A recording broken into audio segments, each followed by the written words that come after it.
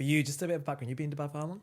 I've been here for a couple of years now. What's your thoughts on it so far and how it's changed? Because that's something I actually want to dive into as well. Is how it's because I've not seen it as much. Yeah, Where it was, where it is now. What's the main difference? Because you've been here for a while. yeah. Compared to previous Dubai, compared to now Dubai. Because I think everyone's got their opinion and depends what lens you see it through. But have you seen it change? It's for me. It's an interesting one. Obviously, the rate with which this country is growing is insane. Like, the speed of the projects, everything that's happening, it always feels as though there's a new building every other day.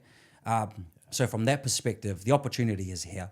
I've had the pleasure of traveling quite a bit in my life, and definitely nowhere is growing at the rate with which this place is growing.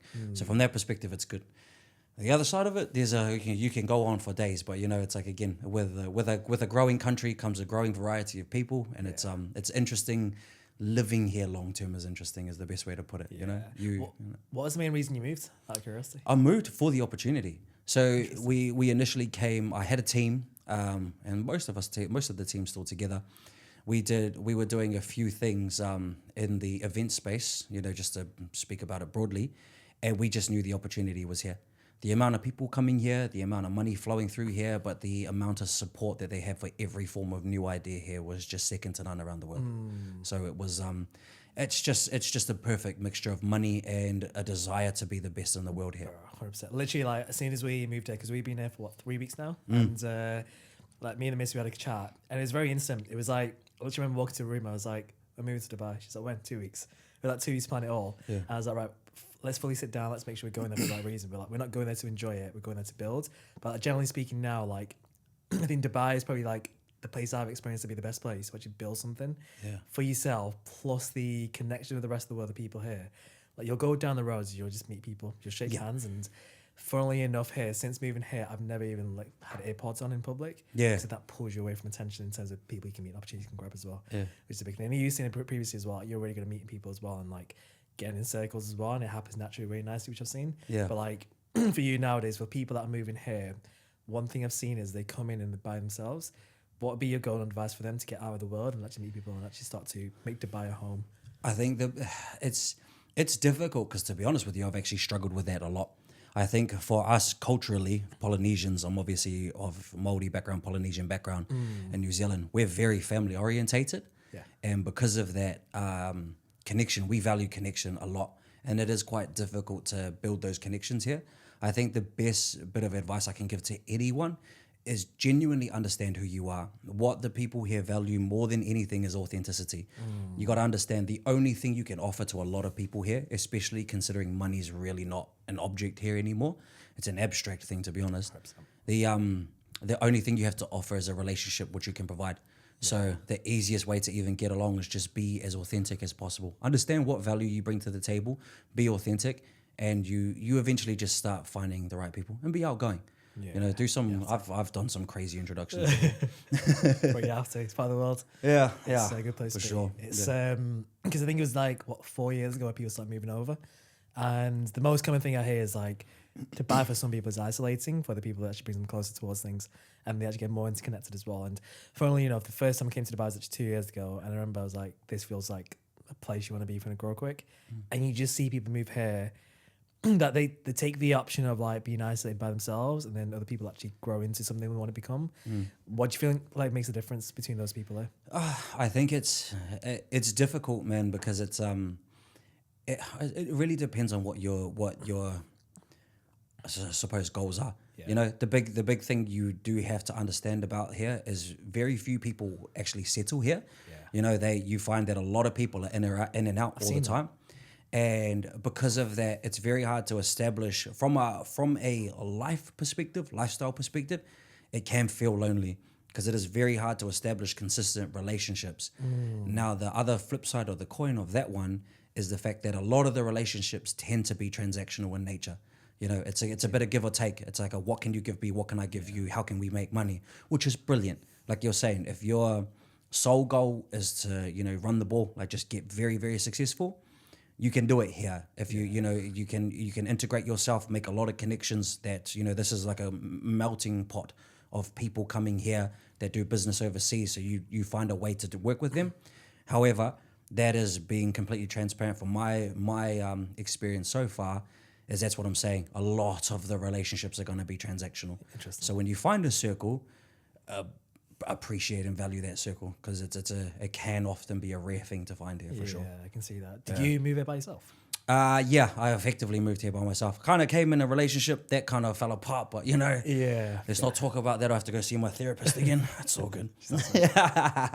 But nah, it was I came over here with a few intentions. Came over here with a business partner, and that's a prime example. Unfortunately, he had a bit of a struggle over here to, because he was even more of a family person than I was, and that's a prime example of a lack of integration, because his priorities didn't align with the priorities that are predominant here, that are the dominant priorities here in Dubai, which is make money, run the ball, get in, get out, or whatever. He's like, no, I wanted to make money for my family, but I'm so far away from my family. Yeah. So it became a struggle. And that's what I mean. If you come over here, you've got to lock in, man. 100%. It's because I've seen people kind of come in with the mentality where it's like short term. Yeah. And I literally had one of my friends, he's moved back to the UK now after like 2.5 years here. And he literally says the moment he got here was short term, is to build something and then go back out. Like, do you feel like it's something that people often become? Actually, out of curiosity, what's your plan with that? What's your plan with Dubai? Like, My plan at the moment, well, it's interesting because even that, I had an initial plan. So I've been a part of a few very large events down in Australia and New Zealand. We did a big hip hop and R&B festival, and there was like 120,000 people a year. So proper big festival, like Nelly, Neo, Ja Rule, like a bunch of big names. So the goal initially was to come here, and this is what I mean, where it's quite interesting here. The goal was to come here and integrate our expertise, because we know how to create a buzz, brother. Like, we know how to create a thing. Yeah.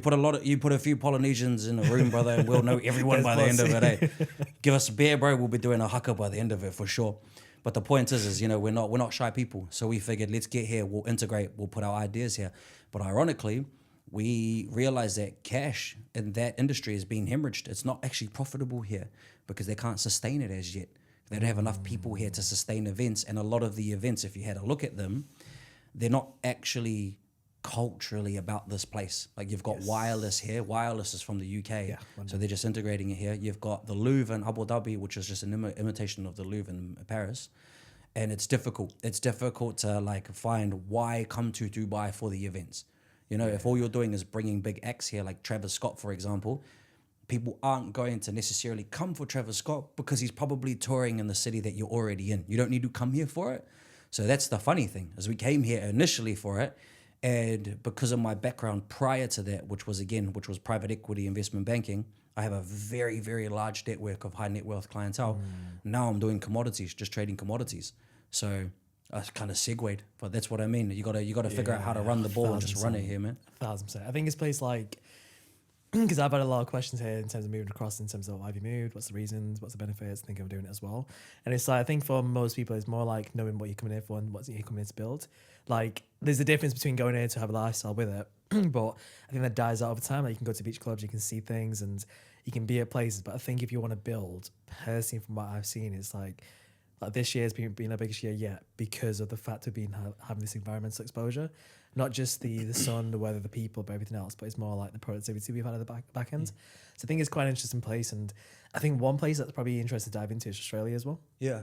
Like, as I've seen that come up as well in the industries. And that's kind of getting a little bit more talk over time. I'm seeing Dubai is kind of still leading from what I've seen. And I'm seeing Australia a little bit being more of a talk of a town recently too. So that's an interesting one. For someone now that's younger, that's hustling, that wants to build a life for themselves, would you suggest that's a big move for them to take, or would you suggest that's a better place for them to be? Well, I think, funnily enough, if I can be honest with you, I think a big part of it, I'm going to be real. One thing you learn about me, bro, I'm very, very honest. Seen that. The big thing is, I feel like a lot of it is actually a facade. Like, a lot of it is, I live here, and for me, it's a big thing is about paying attention to where I actually live. I've had a pretty rough upbringing, so I'm always paying attention to everything going on. And I think one of the big things for me here is, if you actually pay attention, again, there's very few self-made millionaires here that have made their money here. There's just a lot of money here because it's been imported from everywhere. This place is incredible because you feel motivated. I've found that you feel motivated because there's a lot of like-minded individuals, but the opportunity is not actually here. 100%. You're just here. you know? And it's real funny because even me, bro, I'm bored. Like, I'll be honest with you, I get bored here. If there's a place where there's everything to do, but I'm not going to go to a beach club every day. Yeah, 100%. You know, and like I find that I'm working very hard purely because I've got nothing else to do. Yeah. You know, and this is what I mean when I try to say to people, if you come here with hopes and dreams, you're coming here with the wrong intentions. If you come here based on the fact that there's tax benefits, there's a quality of life is much higher, it's safe air, crimes non-existent, all that kind of stuff, it makes sense. But I do feel from a surface level, there's a misconception that you come here and you make $1 million. It's not the case. Yeah, there's a lot of Russian billionaires here. Yeah. There's a lot of African billionaires here. Their billions come from their country. Yeah. You know, it's. I live in my building. There's 3 Bugattis in my apartment garage. That's not normal, and it's not because these guys have made their money here. It's just that they're spending their money here. So that's the interesting element, because that's when, especially when you bring up Australia, a lot of people are thinking Australia, but economically, Australia is in probably its worst financial state it's ever been in. But people are talking about it. But who are the people talking about it? The people that have got something going on, typically online. Yeah. So they're not really fundamentally impacted by the economy of a country. So you see what I mean? Yeah. That's what I say when I'm like real honest. I look at people because people go, yeah, move to Dubai. We're here. I've got a Lamborghini I rented for 2 days, you know, so I can make more course money, all that kind of stuff. It's like, no, the reality is there's a lot of wealth here. You're surrounded by it. But if you're coming here thinking that you're going to go knock on a door and make $1 million, it's just not, that's not 100%. The case. You've got to come in and you've got to have a reason, and you've got to be, a lot of the times your money is going to be made outside of here. You just live here and you're bringing it back into the economy. It's kind of like you've come here with something you've already building and you continue to build over it, basically. Yeah, because you build it here more extrinsic motivation. Yeah, that's what I mean. 100%. But even that, man, I've been here 2 years, and again, there's 3 Bugattis in my car park, brother. They might as well be a Toyota Corolla to me at this point. The amount of times I see them, I'm like, cool. Bro, you get so dull to it, to be fair, at this point. I feel like we were saying it before off camera, like what someone's got, like wealth and like material possessions. It's not impressive anymore. It's like character. I think that's kind of what stays the test of time. It seems like we were speaking about like relationships and dating. It's like the looks will fade, but the person they are that's what stays. Yeah, and that's the same with everything else, I think. Yeah, well, it's like what I was saying, because you know you can see it here. That's what we're talking about. I was telling the bro that like a big thing over here is watches. You know, everyone's got a watch, and I'm a big fan. I'm tapped into the watch thing. Audemars Piguets, you know, Patek Philippe's, everything. But it's real funny because everyone's wearing them, and when everyone wears them, it loses the shine on it. Yeah. So I went and bought a 20 dirham Batman watch from Amazon. It looks better, I'll tell you. Yeah, bro. You should see I got a Spider-Man one, and it glows in the dark. And it's funny because people look at it and they're just like, what? You know, immediately your Rolex means nothing because they're like, are you wearing a kid's Batman watch? It's like, yeah. And the whole point of that is I just think it's funny because, you know, if you can't communicate, if someone looks at me, brother, it's game over because I like talking to people. You got something to speak about, right? But the point is, for me, it's a reminder. It's not on you, it's in you, because what's in you, no one can ever take away from you. 100%. So that's the whole point. 100%. You know, if you're defined by things that you're wearing, you're just not so much inauthentic. You're going to struggle, man. You're going to struggle with your identity. Bro, it's so funny you said that. Like, we go to the mall casually, just to like one, get steps in, but also to kind of get somewhere as well and like see some new things. But every single time I go there, I buy nothing for myself because I'm like, I just need a black t-shirt and a white t-shirt, I'm done. Yeah. But it's always like, oh, here's things for missus, here's things for mum back at home, things like that. And it's like, you almost kind of get to a place where it's like, if you identify with what you wear and what you have, it becomes null and you kind of have to keep doing that to stick with it.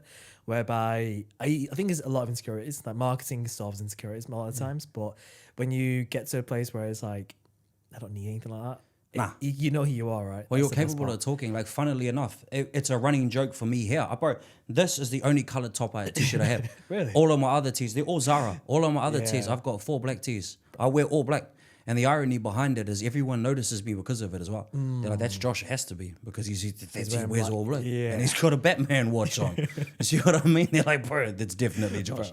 100%. But you see what I mean? It's like, if you're defined by what you're wearing, man. Yeah, even the fact that it's easy to just get, like, you know, what do you call it? Super fakes of these watches. I proudly go around saying, brother, this is real. Real deal Holyfield, man. 100%. Like I said, it glows in the dark and everything, brother. It's got all the bells and whistles. Got yellow and black, bro. That has to be done. That's it, bro. That's the bat signal. Do you know that song, J. Cole, Crooked Smile? Yeah, of course. Like, do you know the background behind it? Pardon me? The background behind it, like the crooked smile. Nah, well, I understand it. Like, I understand the thing. Yeah, it's easy again, you know, defining, you know, it's like, why would I change an inherent element of me? Yeah. You know, I've lived with it all my life. And I've gotten by. You know, I love it. J. Cole, bro, funnily enough, we're supposed to do, this is a prime example of what I'm talking about. We were supposed to do a festival last year, and he was the headliner. So we had him paid and everything. This is the problem of what I mean about the misconception of Dubai sometimes. The guy that was running the whole thing behind the scenes, he ran away with all the money. Interesting. Yeah, bro. 3 million US. We had everything paid off and everything. He just didn't do his job, and he did a runner.